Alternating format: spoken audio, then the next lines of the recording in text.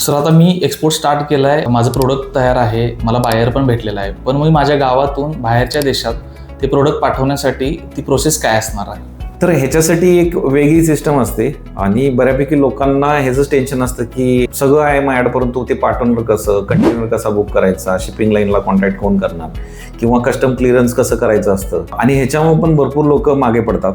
तर मला लोकांना सांगायला आवडेल की ह्याचं तुम्हाला टेन्शन घ्यायची गरज नाही आहे. जे आपले CHA असतात किंवा कस्टम हाऊसिंग एजंट आणि फ्रेट फॉरवर्डर असतात, ते तुम्हाला ह्या पूर्ण गोष्टीमध्ये मदत करतात. कुठले डॉक्युमेंट्स तुम्हाला कस्टमसाठी लागणार आहेत क्लिअरन्ससाठी, किंवा तुमचं पॅकेजिंग प्रोडक्टचं कसं असलं पाहिजे किंवा ते कसं करायचं आहे, ह्याच्यावर देखील तुम्हाला ते लोक मदत करतात. जर तुमच्या मनामध्ये मग असं काहीतरी डाऊट असेल तर नक्कीच आपल्या प्रेक्षकांना सांगायला मला आवडेल की तुम्ही ह्या गोष्टीचं टेन्शन नका घेऊ. कारण आपण जे CHAला वगैरे पैसे देतोय ते ह्याच गोष्टींसाठी देतोय की डॉक्युमेंटेशन, तुमचं लॉजिस्टिक आणि फ्रेट फॉरवर्डिंग सगळं हे व्यवस्थित स्मूथली व्हावं त्यासाठी. आणि ते लोक तुम्हाला खूप मदत करतात.